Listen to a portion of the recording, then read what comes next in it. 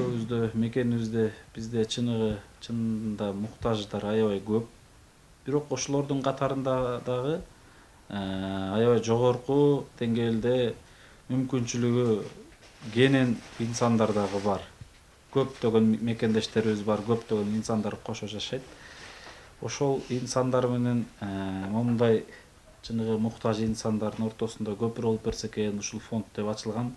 Анткени мен ниетим мекенибизде элибиз баары бирдей жашаса, бири ылдыйда, бири төмөндө, бири жогору эмес, момундай кыйналып аткан инсандар менен эч бир инсан, кабары жок инсандар бар, мүмкүнчүлүгү бар, жумушу бар, бардыгы бар. Бирок карап туруп мен ушунчалык таң калам да, ушундай инсандарды көрөт, интернеттен көрөт же телевизордон көрөт, карап туруп убагында деп боору ооругандай болуп коет. Болду, ошол өтүп кеткенден кийин болду, унутулат да. Ошондуктан биз Москвада жүрүп, ушул ой келип, чынында Россия жеринде кыргыздын ыйлаганындагы, жыргагандагы, кыргыз бири-бирин алдап, бири-биринин артынан ушундай жаман сөздү айтып, ошол жакта кыргыз бири-бири менен чабышып атканда ошол жакта да, ошондон бир ой келип, кыргызды бир жакшылыкка чакырсак, колубуздун келишинче жаштарды бир үгүттөп, жакшылык иштерге себепчи болсок экен деп ушул фонд ачылган. Анан бул эжекебиз жазгыл эже мага бир жарым ай мурун, 2 ай мурун, 13 сентябрда. канчада? 13 сентябрда. Сентябрларда кайрылган экен. Ошол маалда бизде кайрылуулар аябай көп эле. Мээргүл, Милан, Шайыргүл эже жана Назбике көп инсандар бар эле. Ошолор менен катып иштеп жүргөн маалда эжекебиз кайрылган. Келип кабар алгам бирок алардын жыйынтык чыгарып, баштап аткан кылып жүргөн иштеринин аягына чыгармайынча кабыл алуу кыйын, анткени элге калпыкчы болуп калбайын деп, кое туруңуз, мен могул инсандарга жыйынтык чыгарайын, анан сизди алып чыгам деп сөзүмдү бергем. Мына Кудайдын буйругу экен, бүгүн келип элге алып чыгып отурабыз. Чынында мекендештер, касиеттүү кыргыз элим. Мына кече күнү биз Индияга да барып келдик.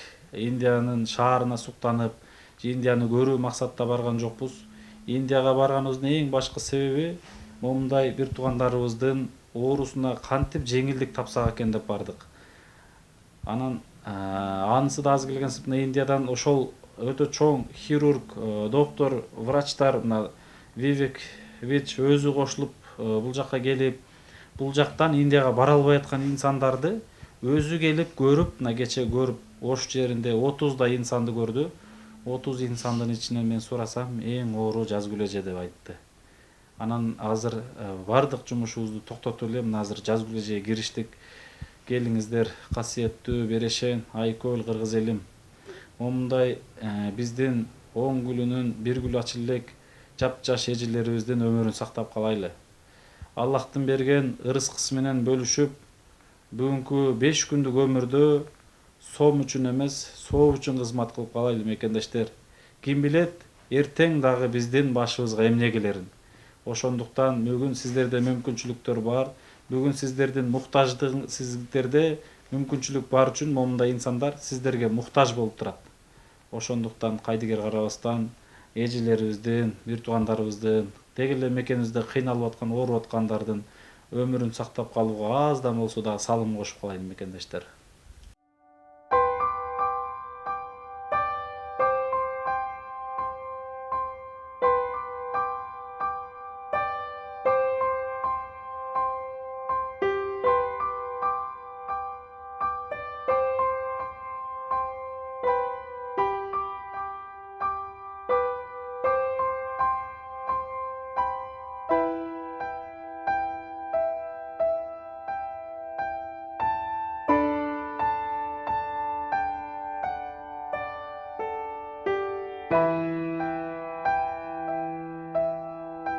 Мен балалык кезимде ошо эс тартып баштаганда биз билем да, ошо кошуналарымдын балдарын чакырып, кадимкидей сабак өтчүмүн да, сабак өтүп, ата энемен сөз укчумун да, дубалдарга жазып дегендей мели менен. Жана апамдар көрүп, медсестра кылабыз дешкен экен, кайра анан бул мугалимдик болот окшойт, мугалимге бир эме окутабыз деп, анан ОГИП окуу жайына тапшыртышты.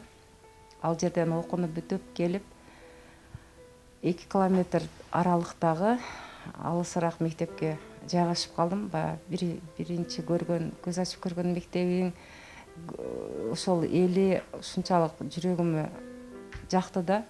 Ошол мектептен эч эле чыга албадым. Ушул мектепке ишке киргенден кийин 3 жылдан кийин эле аз кандуулукка кабылдым. 32ге гемоглобиним түшүп, аябай ичим ишип, гепатит В менен Д болдум. Ошого карабастан ооруканадан чыгып эле кайра ишиме кайттым да. Ишиме кайтып иштеп жүрө бердим. Жөө барып келчү элем. Кээде по пути машиналар болуп калчу эле. Машина жок болсо дагы кыштын күнү дагы, жайдын күнү, күздүн күнү дагы барып келип иштейт элем. Себеби мен ушул кесипти ушунчалык балалык кезимден бери эң сүйчүмүн да. Ошо кесибиме жеткениме сүйүндүмбү? Жолдун алыстыгы дагы көзүмө көрүнбөптүр да. Азыр эстесем, ушул жолдо кантип барып келип иштедим экен деп өзүмө суроо берем да.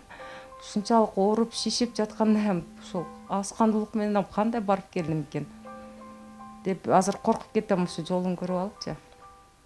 Ошентип мектепте 2001-жылдан 2010-жылдын 14-ноябрына чейин иштедим. Анан ошол 9 жылдын ичинде мен көп ооруга чалдыктым да. Бир ооруганда 2007-жылы Кара Сууда жана Ошто ооруканада жатып, 1 ай ооруканада өттү убактым. Анан кийин ал жактан келгенден кийин үйдө 3,5 айда кайталап жатып калдым. Себеби мен частный больницада жатканымда алар аябай күчтүү уколдор, дарылар менен дарылашты да. Анан 13 күндө эле бутка тургузуп коюшту. Аябай жеңил болуп, өзүм балеринадай сезип калдым да. Анан апа ишке чыга берейинчи десем, кое турчу деди. Анан 1-2 күн эс алып атканда эле кайрадан эле денем шишип, көзүм кичинекей болуп калды да. Кайрадан төшөккө жатып калдым. Ошондон дагы 3,5 ай жатып, баш аягы 4,5 ай ишке чыккан жокмун да. Бирок кийин дагы кайра ишке чыгып кеттим. Анан апам менен атам дагы жол беришти. Кой, сен ошо мектепке барсаң, кесиптештериң менен ошол окуткан башталгыч класстын кичинекей мотурайган балдар менен алаксыйсың деп кайра жибере берчү. Ошол эле мезгилде үйдүн ишин да кылчумун, нан жабып, кир жууп дегенде ошо оорума карабай ошо иштерди кылып жүрчүмүн да. Өзү иш бутаган улуусумун. Менден 2 жаш кичүү сиңдим бар, ал турмушка чыгып кеткен эле. Укам болсо 85-жылкы ал Москвада иштечү. Анан үйдө өзүм жалгыз болгондуктан баардык иш менин мойнумда эле да. Азыр апама суроо берем да. Азыр Кудайга шүгүр келиним бар. Апама суроо берем. Апа, ошондо мен ушунча 32 гемоглобин менен мектепке кантип барып келип иштедим, кантип үйдөгү жумуштарды кылдым экен, апа? Азыр корком эстесем дейм да. Анан 2016-жылы гемоглобиним 25ке түшүп кетти. Анда дагы буттарым шишип кетти, кровотечение болдум. 3 ай кровотечениеден 25ке түштү. Анан шишип кеттим. Областной больницанын гастроэнтерология бөлүмүнө жаттым. 25 гемоглобин менен жатканда врачтар өздөрү да коркто да, бетимен бери шишип кеткен. Анан врачтар айтты, сен жатышың керек, эгер жыгылып калсаң жаман болосуң, жат деди. Жок, жатпадым. Күндүзү керебетке бир да жатпайт элем. Түндөсү элдер уктаганда гана ар ойдолоп, бер ойдолоп кыйналып уктачумун да. Ушундай бир адышка болуп, көкүрөктөрүм кургап жүрсөм, ушу тынбайт элем да. Өзүм аптекага чуркайм, өзүм кан борборуна чуркайм. Үйдө ата-энем бар, бирок ата-энемди кыйнагым келген жок. Апам 2004-жылы Ибада Сулаймановна гематологиянын заведующийне барганда, апамы ыйлатканда, кызың гепатит С болуп калыптыр. Бул неизлечимый оору, азырынча дары дармек табыла элек дегенде апам ыйлап чыккан. 2007-жылы частный больницада дагы Чолпон Токоновна деп гепатолог Бишкектен келген врач январь айында жаткан элем. Ал дагы апамды чакырып, кызыңыз боор сиррозуна өтүп калыптыр, боору сиррозго өтүп калыптыр дегенде апам дагы ыйлап чыккан. Ошондо өзүмө сөз бергем да, мен ушунчалык катуу оорусам дагы ата-энемди өзүмдүн жаткан ооруканамдагы врачтарга жөнөтпөйм. Эч киргизбейм аларга. Аларга мен өзүмдүн диагнозумду угузбайм. Кандай диагноз болбосун, өзүм угуп, өзүм чечем дегемин да. Ошо сөзүмдө турдумбу билбейм. Кан борборуна өзүм барып сүйлөшөм. Паспортум коем, залогко 4 адам таап кел дейт. Анан туугандарга кайрылып туруп, кан бересиңерби? Бир эле кан алганга 4 адам да барыш керек экен деди. Анан туугандар каныбызды берип койсок биз кантип иштейбиз депти да. Анан апа дедим, майли эч кимге кайрылбай эле коюң, мен акчасын эле төлөп алам. Анан кан борборуна барып ыйладым. Мен мага эч ким кан бербейт экен. Ушул кандын акчасын эле берейинчи, ушул атайын сатып кеткен адамдар болот экен го, ошолордон алып калгылачы деп ошентип баардык нерсеге өзүм чуркап жүрдүм да. Анан өзүм дагы эле чүшү врачым Муратова Замира Кочкоровна айтат да, сен эч бир жатпайсың дейт да. Кудайым жаткырлык кылбасын экен. Мына 30 айылында өзүм иштеген жерлерде адамдар айтыптыр да, жакшы эле басып жүрөт го депчи. Мен чоң анемди тартып калганмынбы?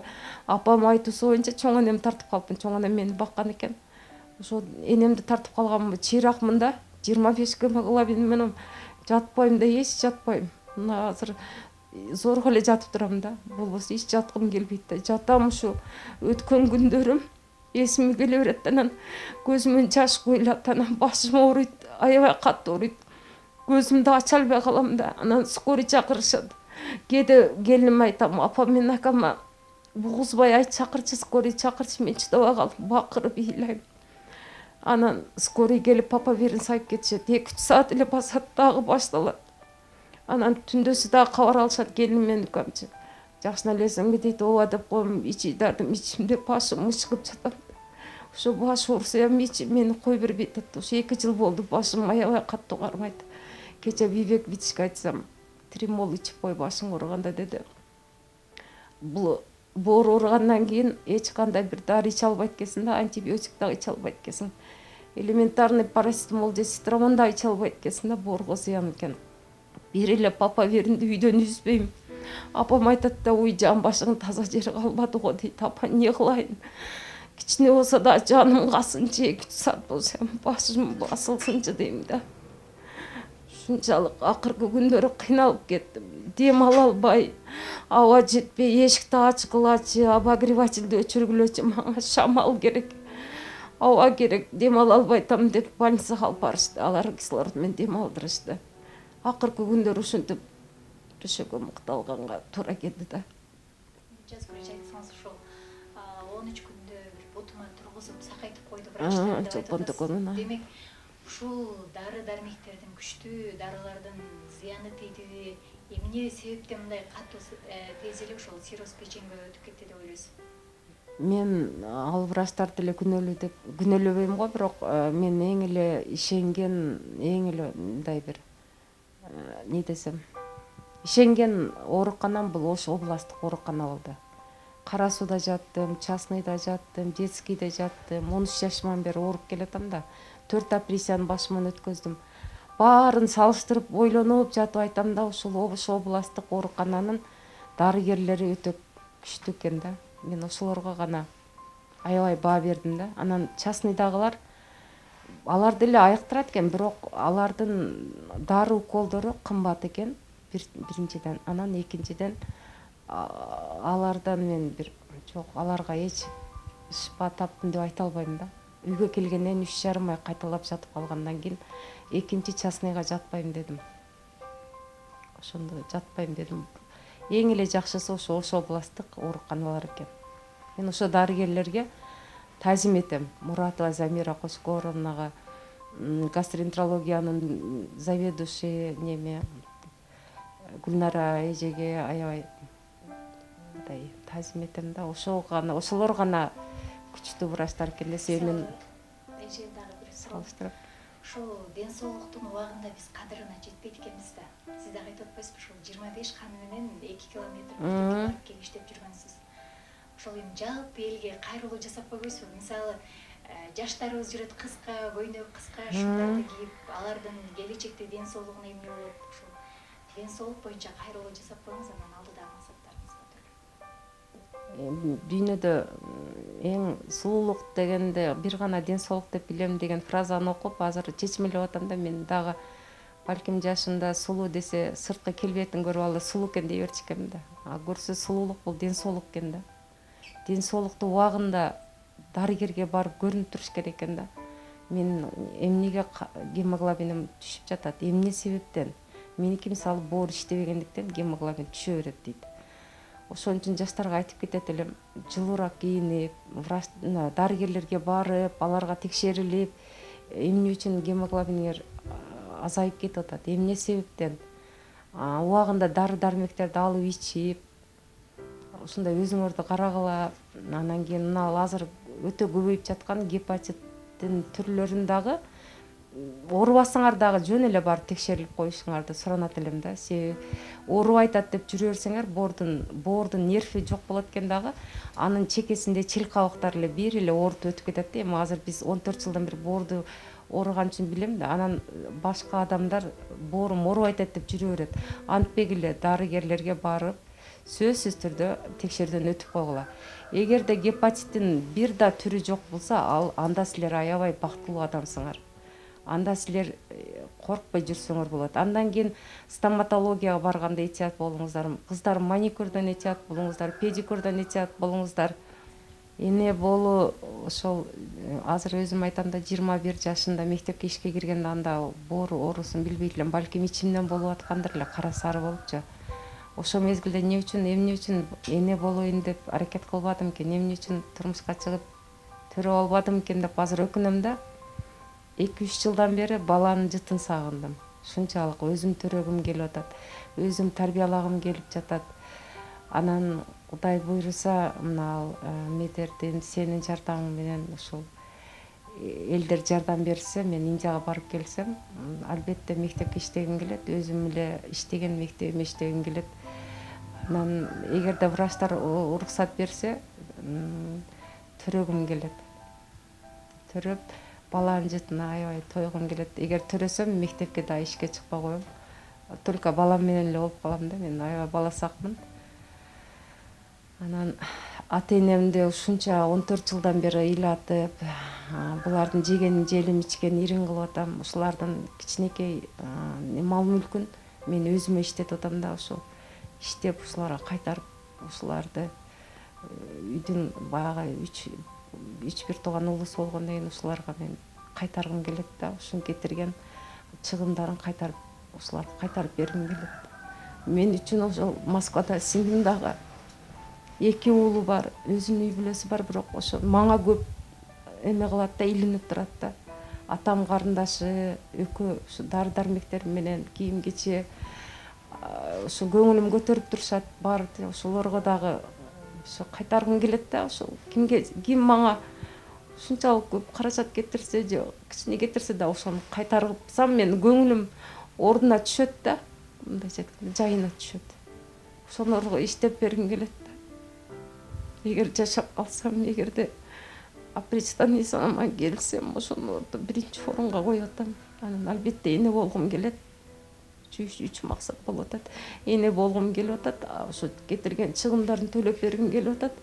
Үчүнчүсү ошол өзүм сүйгөн кесиптин кайта улантып иштеп кетким келип атат. Атеже, сиз жакшы улайт кетсеңиз, энеңизге белегиңиз, бизге болгон белеги эле ошол эже. Рахмат. Сиз ойлобоңуз эч качан мен аларга карызмын деп. Сиз эгер айыгып кетсеңиз ошол белек. Апаңыз дагы, бир туугандарыңыз дагы сизге жасаган ошол кыргыз элиндин кайрымдуу болгон элдердин жасаган эмгеги дагы бул сиздин жакшы болуп кеткендеги белеги эже. Эми урматтуу кыргыз элим, силерден сураныбыз, алыңар жетишинче, колуңардан келишинче жардам берсеңер, ушу кызым сакайып калса, силерге дагы мен Алла берсин деп тилейм Кудайдан. Ушу Индияга баргандардын катарында мен кызыма месаламан келсе, эл журтум тынч болсо деп ушу тилеп отурам баардыгына. Элден айланса болот экен. Эми эл берип атат, Кудай ушу бергендерге рахмат. Алла олорго да берсин. Берип атышат болгондор. Мына ушул өзүңүздүн көрүп туруп, мына өзүңүз деле бир оңой эмес ооруга чалдыкканыңыз көрүнүп турат эже. Эмне себептен мындай болдуңуз? Деги эле ушул баланын күйөтүү үчүнбү? Өзүңүздүн ооруңуз боюнча дагы кичине бөлүшүп өтсөңүз. Мен оорум эми 90-жылы башталган. Өзбек-кыргыз урушкан малда. Полиартрит деп коет экен, муун ооруду эткен. Көп жерге бардым, ысык ата барып, 2 жыл катар ысык ата бардым, Бишкекке бардым. Ушундай лечениясы болбойт экен, бул кайталай берет экен. Анан эми мурда эле башталган меники өзү оору эле. Кол бутум ушундай болуп калды эле. Көп жерлерге көрүндүм, Бишкекке, диагностика центрлерге бардым. Алым жеткен жерге бардым. Одан бери мына кызым менен болуп азыр эч жака барбай калдым. Айрыкча былтырдан бери лечение албай калдым. Кызыма карап эле ушун мунчалык болот деп ойлогонум жок да мен. дайым эле личинап сакайып кетет деп эле ошентип эле ойлопмун да. Көп эле аракет кылсам болмок экен мурда эле. Бир жагы кыргызчылыкка түшүнбөстүк кылдымбы билбейм. Өзүмчө ойлонуп аттаңылып атам кечеден бери. Мурда билбедим эле, кече врачтар айткандан коркуп калдым. Бир малда жатсам деп ундош чыккандай болду. Ыйлаганда угуп калам да, анан ойгонуп кеттим дагы. Ыясы эле ыйлап атабы. Скорыйдун дошу кулагыма сиңип калыптыр. Ушу короз кыйкырган экен, жер зар эле экен, ошол жуктаганым жок. Байдан бир көк чай ичтим. Урушат, ана кызым ойлонбой деп ойлонбосом кулагыма сиңип калыптыр. Ал башы ооруганда ыйлайт да. Ошол үйгө угулгандай болду да. Анан скорыйдун дошу ушу бир 10 күн катар келди да, скорый. Ошондон бери уктай албай атам чындыгында. Өзүм унутуп эле калдым. Ушул эле жакшы болуп калса мага ошол. Мен кеткен чыгымга эле ичим ушул эле саламан көзүм алдымда жүрсө болду. Эң чоң кызым. Буюрса жаз килеже жакшы болуп кетет. Ошол сиздин дагы алдыдагы энелик максатыңызды уккуз келип турат. Эми Кудайым жакшы болуп калса мен дагы эле ушу өзүнүн күйөөсүнө жараштыргым келип жүрөт. Азыр 9 жылдан бери жараштып алып кетип, ооруп дагы келди эле да. Эми оюм дагы ошол. Саламан жакшы болупса, кай ошол жерде эле жашасам мен эч нааразы болбойт элем. Көзүм алдында эле тирип жүрсө болду мага деп калдым. Ушунчалык чарчадым, ушу исламан эле жүрсө болду. Башка балдарым менен ушул көбүрөөк мен ойлонуп атам. Кудайым эми шифа берсин эми. Баарына эмне дейин анан. Кудайдан тилеп атам саар кетсин. Намаз окусам тилейм, Кудайдан отуруп чай ичкен сайын тилейм. Кудайым шифа берсин эми. Алла жардам берсин, эмне кылайын.